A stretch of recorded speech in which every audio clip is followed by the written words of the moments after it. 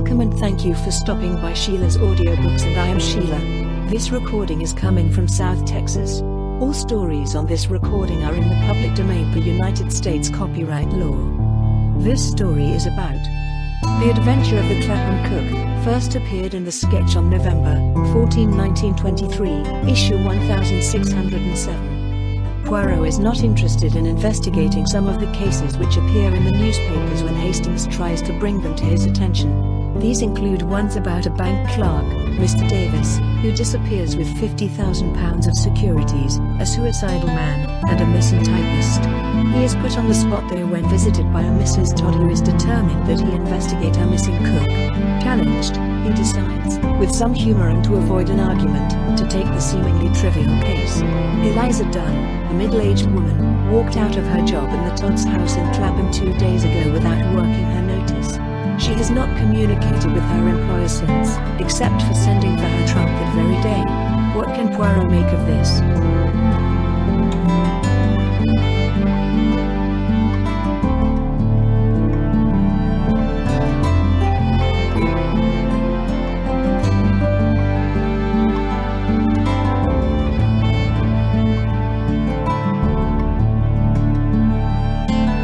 The Adventure of the Clapham Cook.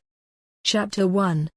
At the time that I was sharing rooms with my friend Hercule Poirot, it was my custom to read aloud to him the headlines in the morning newspaper, the Daily Blare.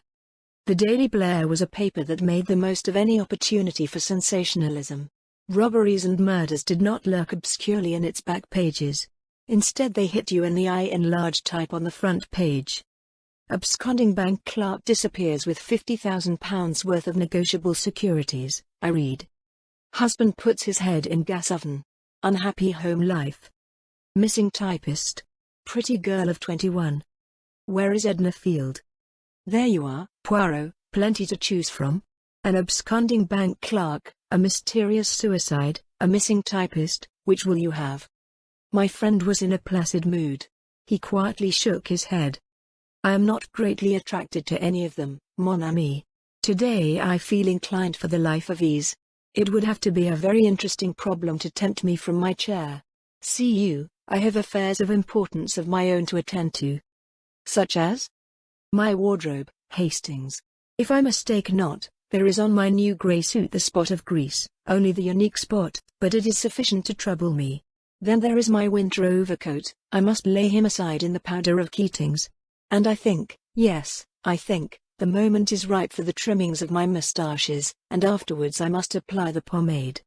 Well, I said, strolling to the window, I doubt if you'll be able to carry out this delirious program.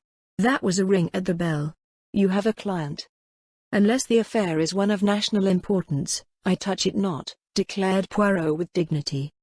A moment later our privacy was invaded by a stout red-faced lady who panted audibly as a result of her rapid ascent of the stairs. You are M. Poirot? She demanded, as she sank into a chair. I am Hercule Poirot, yes, madam. You are not a bit like what I thought you'd be, said the lady, eyeing him with some disfavor.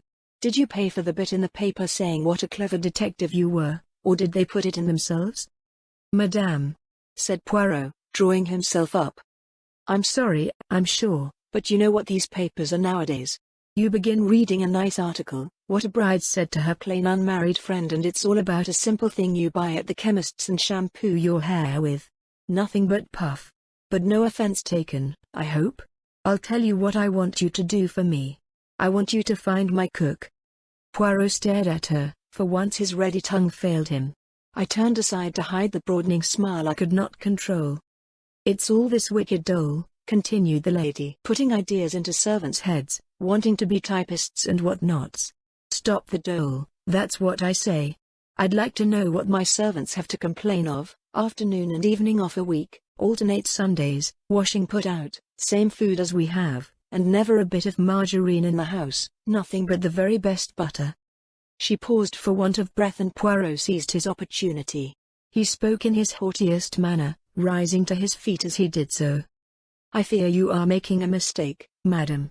I am not holding an inquiry into the conditions of domestic service. I am a private detective. I know that, said our visitor. Didn't I tell you I wanted you to find my cook for me?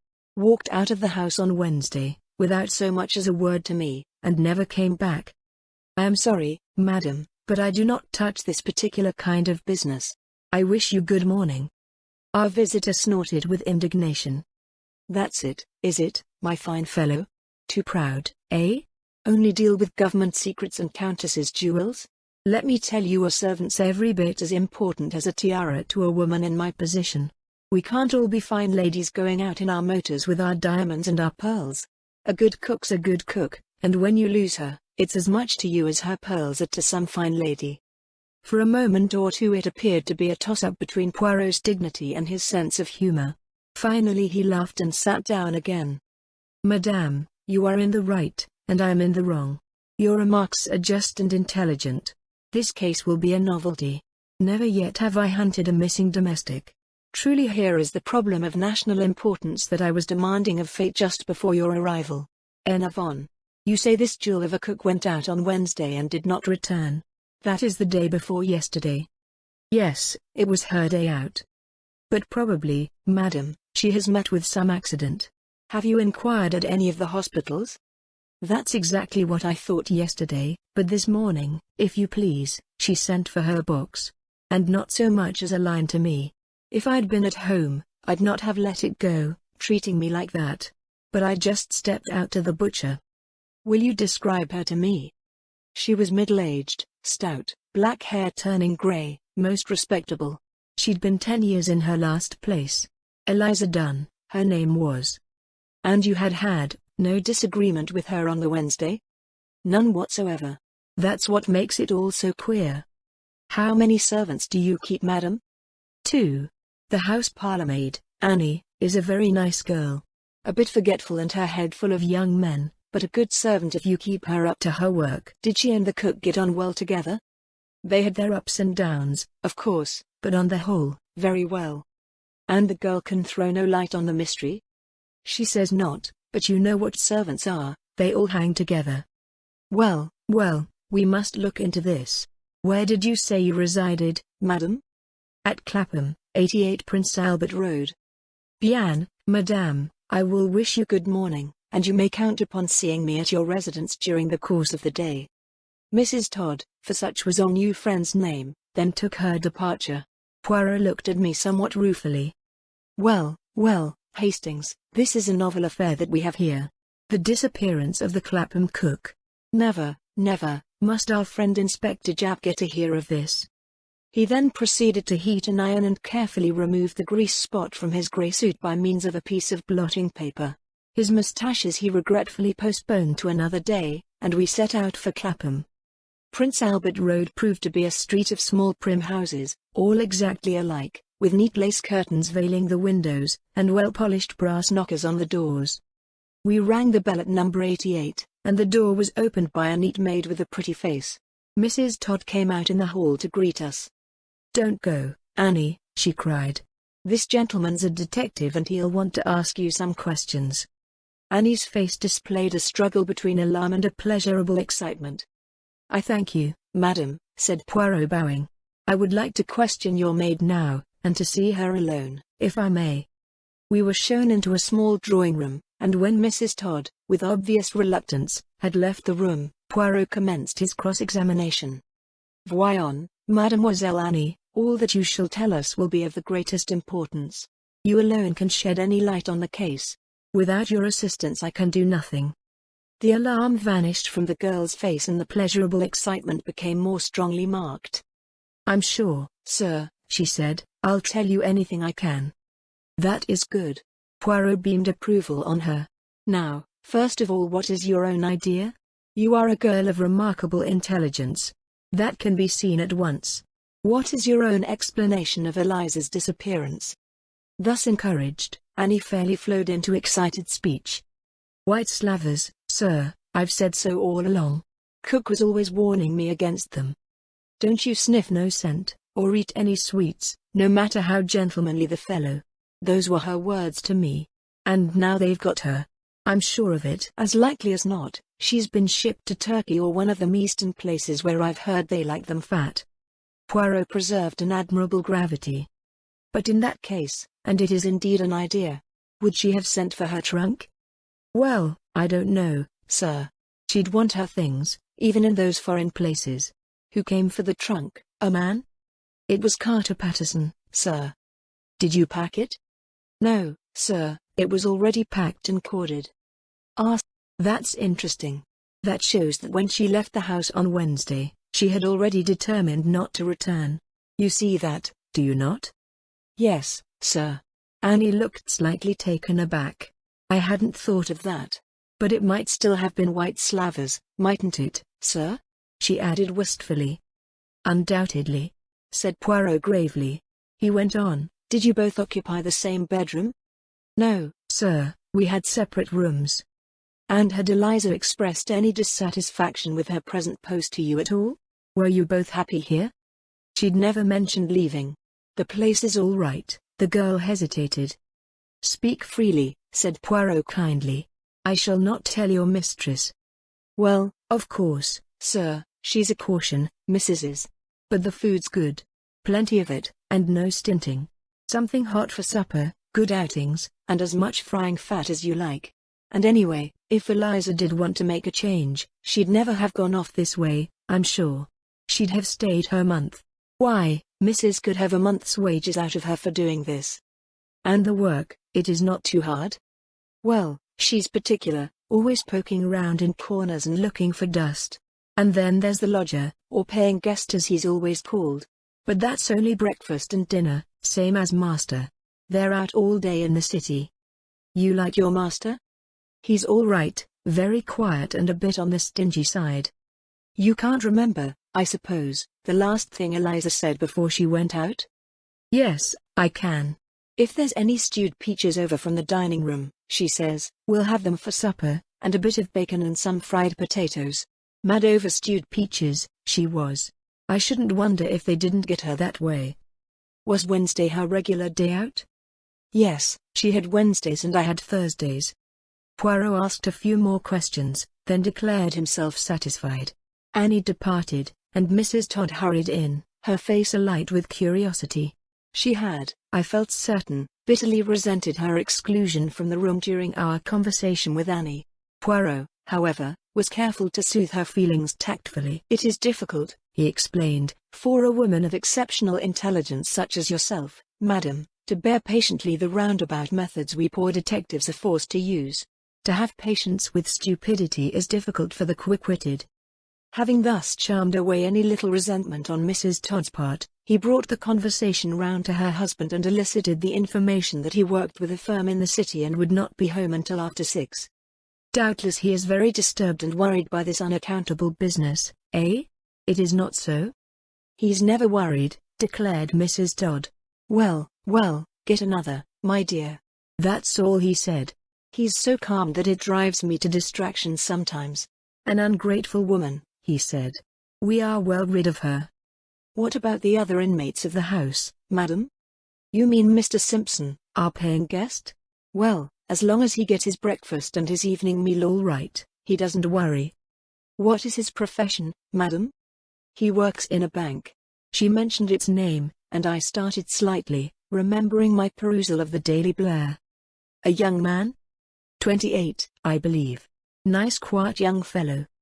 I should like to have a few words with him, and also with your husband, if I may. I will return for that purpose this evening. I venture to suggest that you should repose yourself a little, madam, you look fatigued. I should just think I am. First the worry about Eliza, and then I was at the sales practically all yesterday, and you know what that is, Poirot, and what with one thing and another and a lot to do in the house, because of course Annie can't do it all, and very likely she'll give notice anyway, being unsettled in this way. Well, what with it all, I'm tired out. Poirot murmured sympathetically, and we took our leave. It's a curious coincidence, I said, but that absconding clerk, Davis, was from the same bank as Simpson. Can there be any connection, do you think? Poirot smiled. At the one end, a defaulting clerk, at the other a vanishing cook. It is hard to see any relation between the two, unless possibly Davis visited Simpson, fell in love with the cook, and persuaded her to accompany him on his flight. I laughed. But Poirot remained grave. He might have done worse, he said reprovingly. Remember, Hastings, if you are going into exile, a good cook may be of more comfort than a pretty face."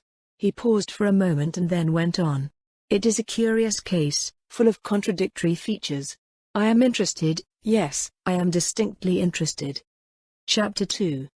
That evening we returned to 88 Prince Albert Road and interviewed both Todd and Simpson. The former was a melancholy lantern-jawed man of 40-odd.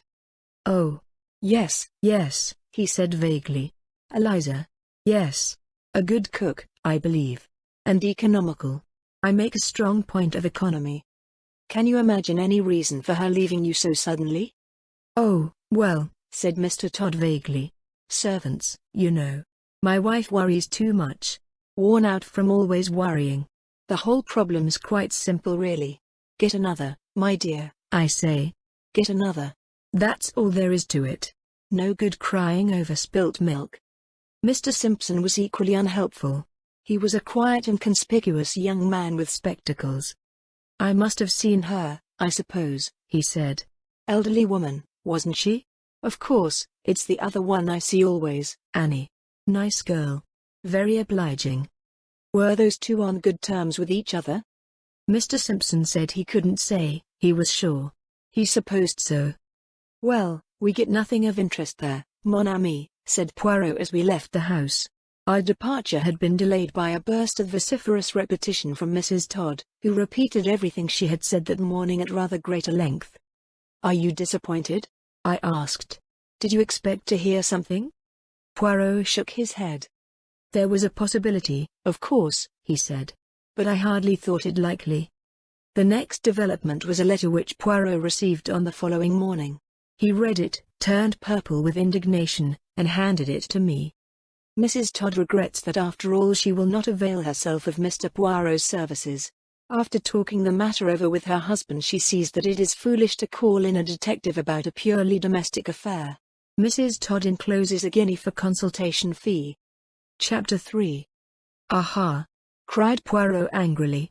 "And they think to get rid of Hercule Poirot like that. As a favor, a great favor, I consent to investigate their miserable little twopenny-halfpenny affair, and they dismiss me comme ça. Here, I mistake not, is the hand of Mr. Todd. But I say no. 36 times no. I will spend my own guineas, 3,600 of them if need be, but I will get to the bottom of this matter." "Yes," I said. "But how?" Poirot calmed down a little. "D'abord," he said, "we will advertise in the papers. Let me see, yes, something like this: if Eliza Dunn will communicate with this address, she will hear of something to her advantage. Put it in all the papers you can think of, Hastings. Then I will make some little inquiries of my own. Go, all must be done as quickly as possible." I did not see him again until the evening, when he condescended to tell me what he had been doing. "I have made inquiries at the firm of Mr. Todd. He was not absent on Wednesday, and he bears a good character, so much for him. Then Simpson, on Thursday he was ill and did not come to the bank, but he was there on Wednesday. He was moderately friendly with Davis. Nothing out of the common. There does not seem to be anything there. No. We must place our reliance on the advertisement." The advertisement duly appeared in all the principal daily papers. By Poirot's orders it was to be continued every day for a week. His eagerness over this uninteresting matter of a defaulting cook was extraordinary, but I realized that he considered it a point of honor to persevere until he finally succeeded. Several extremely interesting cases were brought to him about this time, but he declined them all. Every morning he would rush at his letters, scrutinize them earnestly and then lay them down with a sigh. But our patience was rewarded at last. On the Wednesday following Mrs. Todd's visit, our landlady informed us that a person of the name of Eliza Dunn had called. "Enfin!" cried Poirot. "But make her mount then. At once. Immediately." Thus admonished, our landlady hurried out and returned a moment or two later, ushering in Miss Dunn. Our quarry was much as described, tall, stout, and eminently respectable. "I came in answer to the advertisement," she explained. "I thought there must be some muddle or other, and that perhaps you didn't know I'd already got my legacy." Poirot was studying her attentively. He drew forward a chair with a flourish. "The truth of the matter is," he explained, "that your late mistress, Mrs. Todd, was much concerned about you. She feared some accident might have befallen you." Eliza Dunn seemed very much surprised. "Didn't she get my letter then?" "She got no word of any kind." He paused, and then said persuasively, "Recount to me the whole story, will you not?" Eliza Dunn needed no encouragement. She plunged at once into a lengthy narrative. "I was just coming home on Wednesday night and had nearly got to the house, when a gentleman stopped me. A tall gentleman he was, with a beard and a big hat. 'Miss Eliza Dunn?' he said. 'Yes,' I said. 'I've been inquiring for you at number 88, he said. 'They told me I might meet you coming along here. Miss Dunn, I have come from Australia specially to find you. Do you happen to know the maiden name of your maternal grandmother?' 'Jane Emmett,' I said. 'Exactly,' he said. 'Now, Miss Dunn, although you may never have heard of the fact, your grandmother had a great friend, Eliza Leach. This friend went to Australia where she married a very wealthy settler. Her 2 children died in infancy, and she inherited all her husband's property. She died a few months ago, and by her will you inherit a house in this country and a considerable sum of money.' You could have knocked me down with a feather," continued Miss Dunn. "For a minute, I was suspicious, and he must have seen it, for he smiled.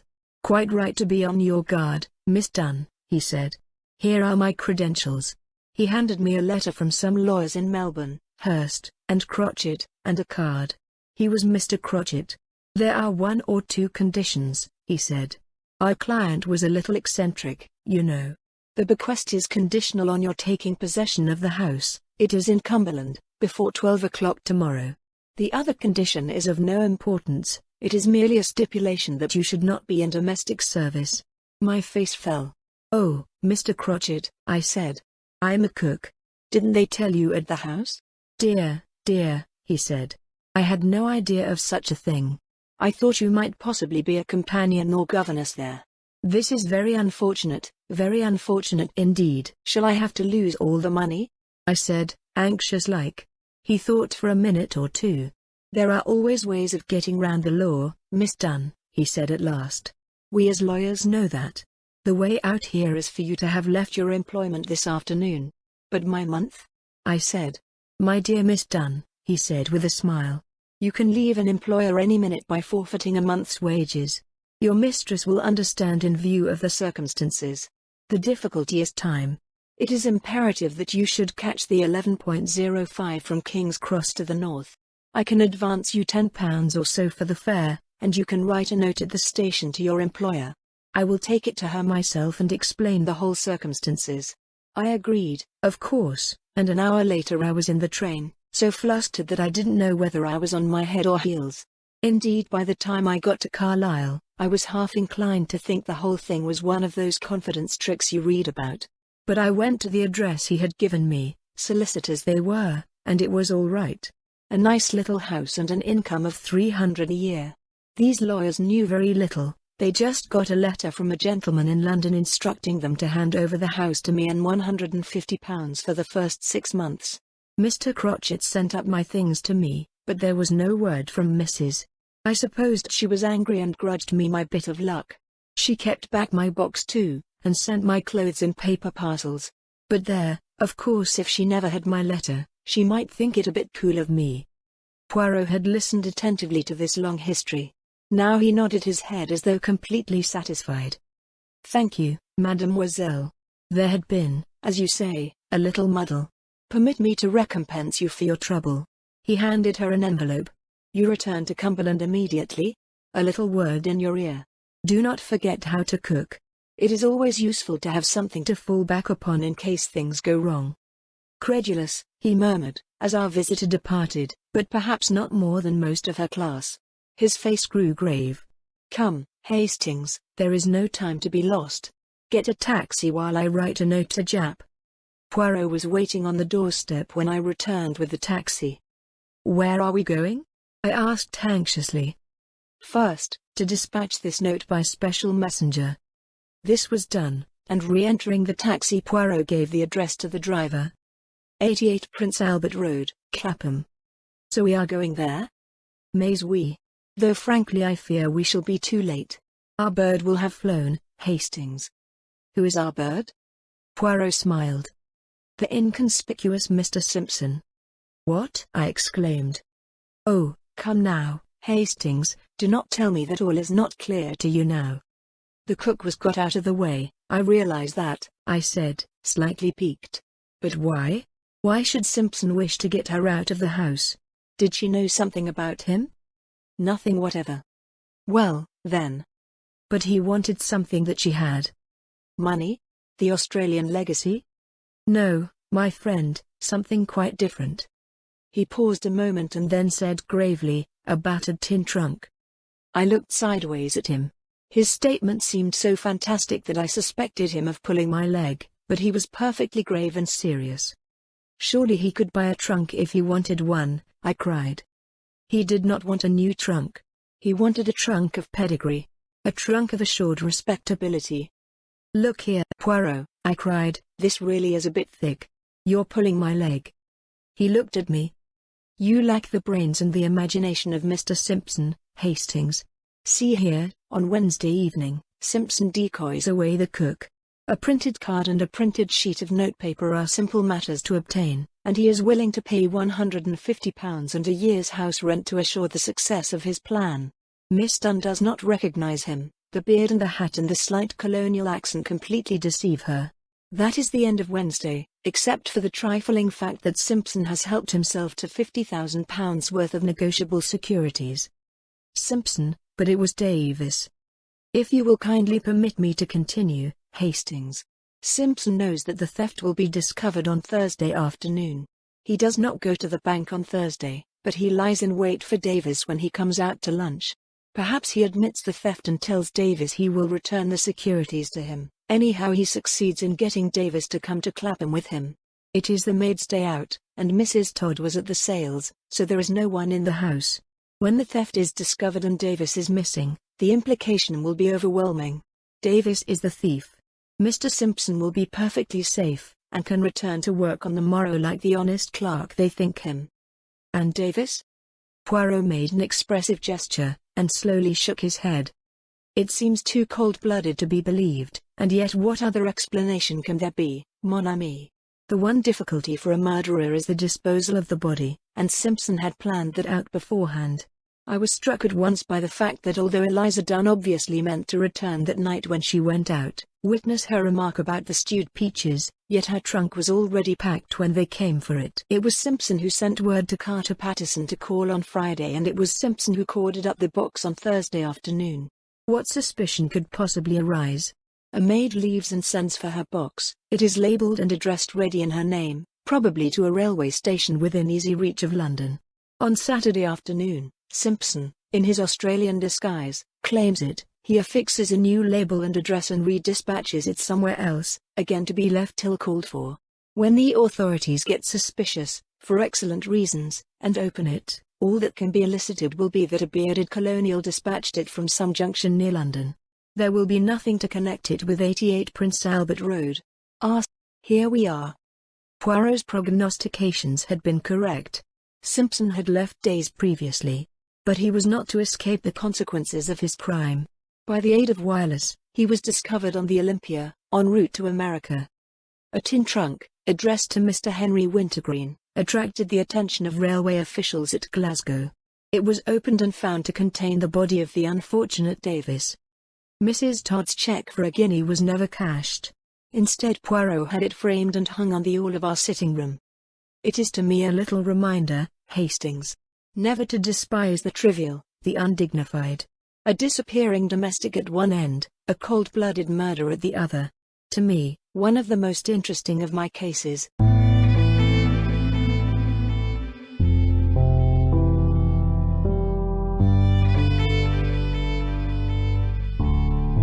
Thank you for listening to today's episode. I really hoped you enjoyed it. There will be more to come. Please subscribe not to miss out on what is next. I will be looking forward to your return. The music is by Madfan from Pixabay. To support this and other artists, go to pixabay.com. Sheila.